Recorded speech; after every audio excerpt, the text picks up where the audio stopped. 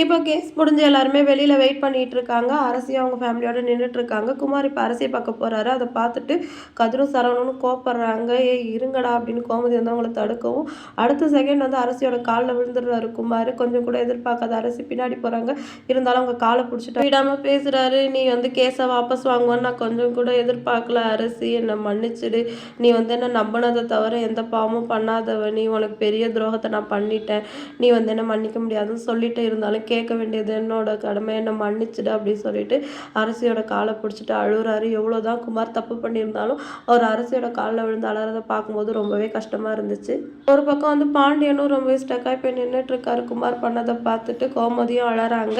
இதை பார்த்துட்டு குமாரோட அப்பா பயங்கரமா டென்ஷன் ஆகிறாரு. இந்த மரமண்டைக்கு அறிவே இல்லை, இருந்தும் ஒரு பொம்பளை பிள்ளை காலில் விழுந்து அழுதுகிட்டு இருக்கான், என்ன பண்றான் இவன் அப்படின்னு சொல்லிட்டு அங்க போயிட்டு குமாரை வா வான்னு கூப்பிடுறாரு. இருங்கப்பா நான் பேசணும் அப்படின்னு சொல்லிட்டு அங்க இருக்கிற எல்லாருமே என்ன மன்னிச்சிடுங்க அப்படின்னு கையெடுத்து கும்பிடுறாரு.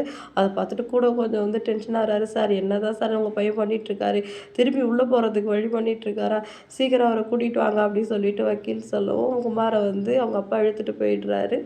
குமார் வீட்டுக்கு வந்ததை பார்த்துட்டு அவங்க வீட்டில் எல்லாருமே ரொம்ப சந்தோஷமா இருக்காங்க. மாறி வந்து பயங்கரமா அழுறாங்க. ராஜோட அம்மா இருந்துட்டு, எப்பா நீ வந்து இங்கேருந்து கிளம்பி போனதுலேருந்து உங்கள் அம்மா சாமி ரூமில் உட்காந்து அழுதுட்டு இருக்கா, இப்போதான் கொஞ்சம் நிம்மதியாச்சுன்னு ஆரத்தி எடுத்து உள்ள கூட்டிட்டு போறாங்க. மாறி இருந்துட்டு அந்த பொண்ணு இப்படி பண்ணுவான்னு நான் கொஞ்சம் கூட எதிர்பார்க்கல. அவள் நல்லா இருக்கணும், அவள் குடும்பமே நல்லா இருக்கணும் அப்படின்னு சொல்லவும், அதோட ராஜம்மாவும் பரவாயில்ல, தன் பொண்ணு வாழ்க்கையை கெடுத்தவங்க குடும்பம் நல்லா இருக்கணும், அந்த பையன் வாழ்க்கை வீணா போயிடுக்கான்னு நினைக்கலாம், ஒரு பெரிய மனசு வேணும் அப்படின்னு சொல்லிட்டு ராஜோட அம்மா ஒரு பக்கம் சொல்லவும், ஆமா இதுக்கு தான் பெரிய கட்ட வேலையை பண்ணி வச்சிருக்கானே, கோர்ட் வாசல்ல வச்சு அந்த அரசி காலில் போய் விழுந்துட்டான் அப்படின்னு சொல்லவும், அப்படியா சொல்லிட்டு எல்லாருமே ஷாக் ஆகுறாங்க.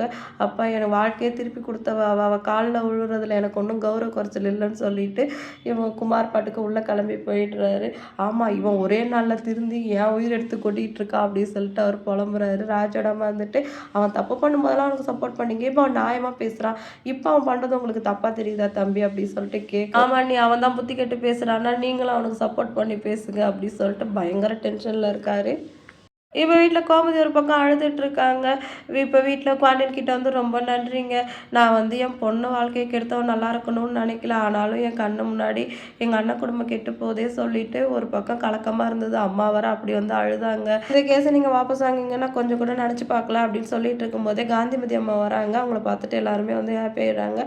பாண்டியனும் வாங்க அப்படின்னு கூப்பிட்றாரு. மாப்பிள்ளை என் 2 பிள்ளைங்க கூட எனக்கு தராத நிம்மதி நீங்கள் எனக்கு கொடுத்துருக்கீங்க, என் பெயரை வாழ்க்கையை மீட்டு கொடுத்துருக்கீங்க, நான் இந்த நன்றி கண்ணை எப்போவுமே மறக்க மாட்டேன் அப்படின்னு சொல்லிட்டு கையெடுத்து கும்பிட்டு பாண்டியன் கிட்ட போய் சொல்லும்போது, அத்தை உங்க பேரன் வாழ்க்கை பொழைச்சிருச்சுன்னு நீங்க நினைக்கிறது வந்து எனக்கு புரியுது, ஆனா இதுக்கெல்லாம் காரணம் நான் இல்லை, அரசி தான் வந்து இந்த முடிவு எடுத்தான்னு சொன்ன உடனே அப்போ காந்திமதி அம்மா அரசியை போய் கட்டி பிடிச்சிட்டு ரொம்ப நன்றிம்மா அப்படின்னு சொல்றாங்க. நீ பண்ண இந்த விஷயத்த வந்து நான் வாழ்க்கையில மறக்கவே மாட்டேன் அப்படின்னு சொல்லிட்டு, இல்ல அம்மாச்சி நான் வந்து கொஞ்ச நாள் அந்த வீட்டில் இருந்திருக்கேன், எல்லாரும் என்னை அப்படி பார்த்துட்டு இருந்திருக்கீங்க, நான் வந்து இந்த நன்றியை மறக்க மாட்டேன், உங்க எல்லாருக்காகவும் தான் வந்து நான் இந்த கேஸை வாபஸ் வாங்கினேன் அப்படின்னு சொல்றாங்க.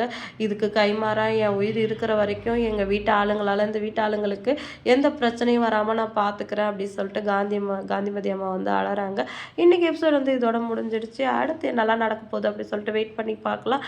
குமாரும் அரசியும் ஜோடி சேர்ந்தால் நல்லா இருக்குமா அப்படின்னு சொல்லிட்டு கமெண்ட் பண்ணுங்கள். வீடியோ பிடிச்சா லைக் பண்ணிக்கோங்க. அடுத்த ஒரு சூப்பரான எபிசோடில் நான் அவங்கள மீட் பண்ணுறேன். டாடா பாய்.